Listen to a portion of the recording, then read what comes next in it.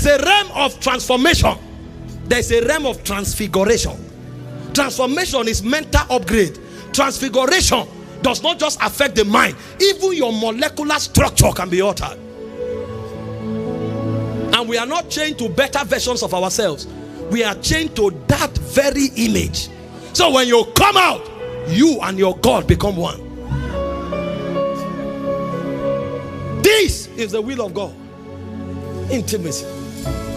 The psalmist said, as the deer panted after the waters, he says, so my soul, so my soul. They know superior things in the spirit. So my soul longeth after thee. The philosopher said, kiss me with the kisses of thy mouth. Songs of Solomon 1 verse 2 to 4. He said, thy love is better than wine. The thing that kings get intoxicated on, he says, nothing compared to your love. He said, because of the savour of thy precious ointment. He said, thy name is like the ointment poured forth. He says, so do the virgins love you. He said, draw us, we will run after you. We will not remember the tales of the wine. We will run after you. We will run. A generation that seek him.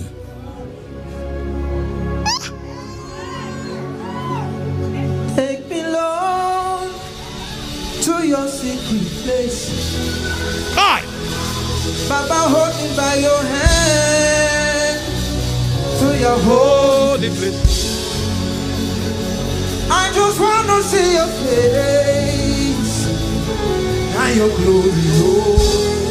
Please let me know you more than I have known you, Lord. There is a place my heart yearns after, Lord. There is a place I am yearning for. It is the place where it comes to the deep. I am overwhelmed by this deep longing, Lord. Take me, Lord, to your secret place. You can take me by your hand to your holy place. Let me see your face and your glory, Lord. Let me know you more than I have known you, Lord. Take me, Lord, to your secret place, Lord. Take me by your hand to your holy place. Let me see your face and your glory, Lord. Let me know you more than I have known you, Lord.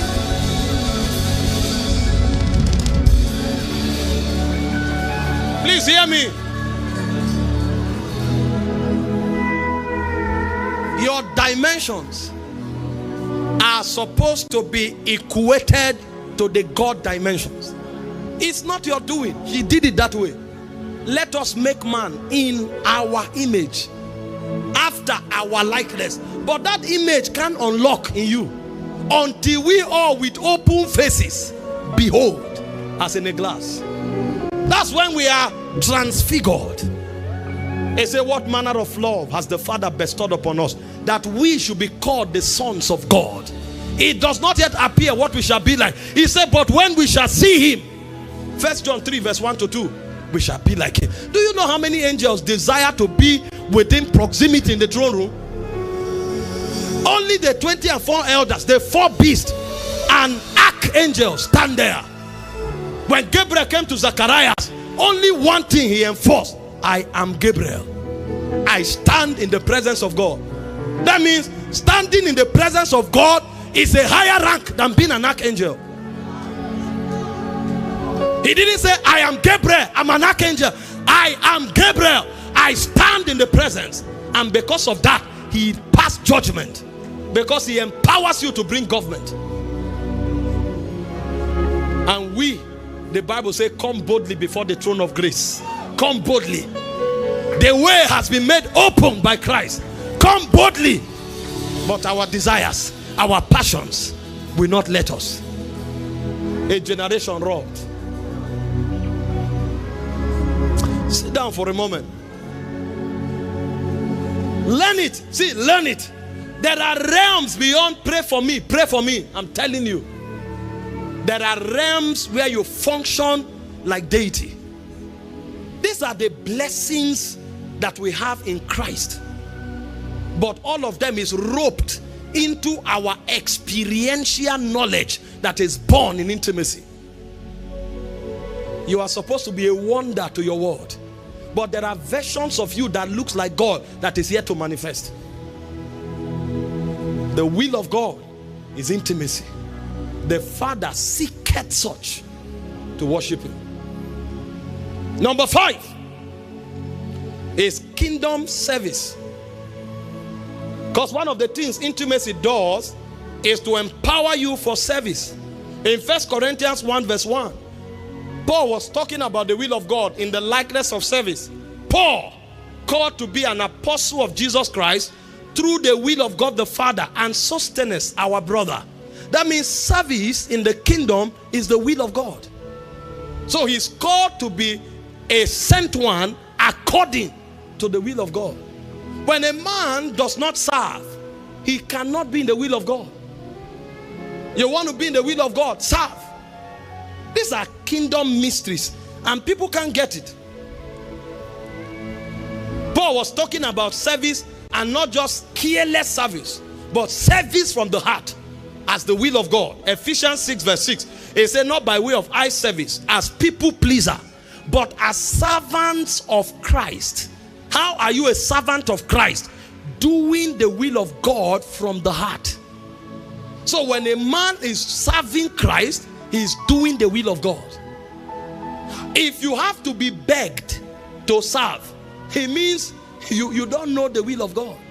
Those who know the will of God, every opportunity to serve, they jump in. But you find baby Christians, they get offended in service and pull out. Ask our fathers who are here that have been Christians for 25 years, 30 years. Those days, if you err, they remove you from service. That's punishment. And people beg to serve. But our generation, tell somebody, pick this knot from the ground. It says 10,000. And even people who are called to serve on the altar, like preachers and music ministers, you invite them. We have a meeting. Please come and help us worship God. My bill is 2 million. You are a thief. And we bring all kinds of crazy justification. I have backup people. I pay staff. If the honor God has given to you has not blessed you enough to pay staff, leave staff.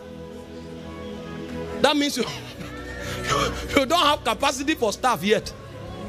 When the ministry grows and is able to, from the place of dignity, cater for staff, it will show. 1 Corinthians 9:18. See the way Paul puts it. I'm talking Bible here. He said, what is my reward then? Verily, when I preach the gospel, I may make the gospel of Christ without charge, that I abuse not the power in the gospel. Every time you tie money to kingdom service, Paul said you have abused the power. No matter the flimsy excuse you give, that's not kingdom. This is what people endanger their lives for. We are asking for money to do it. In Acts of the Apostles 15, 25, 26, the Bible says Paul and Barnabas, men that hazarded their lives for the gospel. I teach the gospel, you sing the gospel. All of us are ministers of the gospel. If you go and you are honored, thank God for it. If you are not honored, wait until God increase honor on your life. I know there are wolves in sheep clothing. I've been duped many times. I've been invited to preach, traveled for days. When you are done preaching, they say, man of God will get back to you. God bless you, I leave. After 1 month, they are still getting back to you. Do the next business and continue. Can they pay you for preaching? If they can pay you for singing, you are a hireling.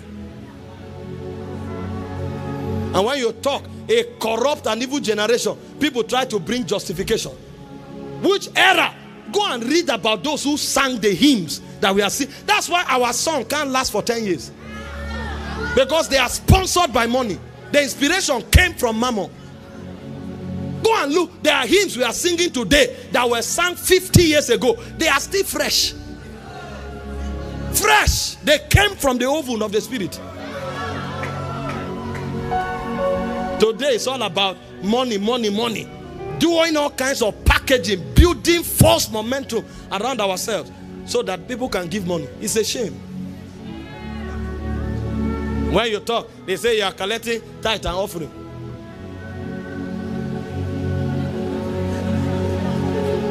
You just know their minds are corrupt. Go and ask those who are pastors. You know, people think the administration of the offering is for the man of God. That's what they think. They think tithe is for man of God. Any man of God who touches offering or tithe is a thief. Because the Bible prescribes the administration of these things. It's for missions. It's for the care of the poor, the orphans, and the widows. It's not for the man of God. And then when there are Levites who don't have any work, it can be used for their welfare. I'm a traveling minister and I'm an apostle over this house. My traveling ministry is separate from what I do here. So the tithe and offering has nothing to do with my traveling ministry. I've been preaching from Sunday back to back till now. I preach on Sunday evening. Monday, Tuesday, I preached in Takoradi. On Wednesday, I came back to preach at the National Conference of Lawyers. On Thursday, Friday, I was in Jalingo preaching. I just came in from Lagos. I preached Saturday and Sunday morning. I'm preaching Sunday evening. Ask the person who traveled with me. Most of those meetings I rejected on Oradium. They gave me, I said no. When I saw the situation around, I said we are all in the same kingdom. I should sow into what you are doing here. And then you find people, no, don't clap, don't clap. I'm not saying this to let you know as though I've perfected. I'm just telling you kingdom mindset. And then somebody comes, he thinks, why do you think we are not powerful in our generation? Influence is lacking. Go and check the days of our fathers. A man can talk and kings can change laws. Today, whole churches gather and do vigil, nothing. Because God can entrust us with power. The fear of God is not there. We are not servants of God. We are servants of mammon.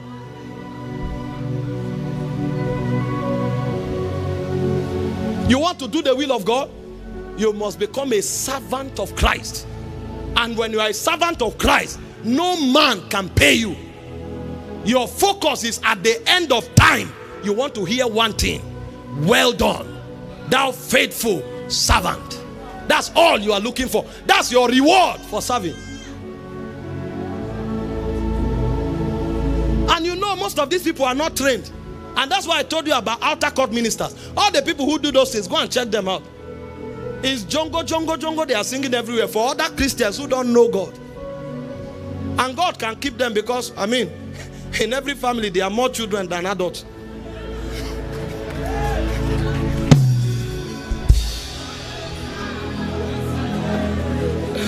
It's a burden, my brother. It's a burden. But see, we have a war to take. So we need true servants of God to emerge. Our wars need to carry power again.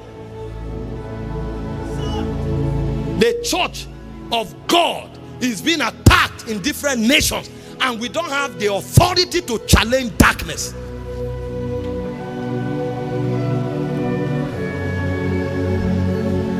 Servants. Say Paul and Barnabas, men that hazarded their lives for the kingdom. They hazarded their lives. You know, most of us, we don't even do kingdom. There are nations I've traveled to. Nigeria, with our poor currency, you still convert your money to dollars to take there because they need help. When I was going to Pakistan, all our savings, we changed it to dollars. And I went, I gave the man of God, this is the little we can bring. And they need help, you will see it. Is it somebody who is charging for money that God can send to such places? And when I came, I knew what I brought was not enough. I wish I had more. Because you will see the needs of the gospel.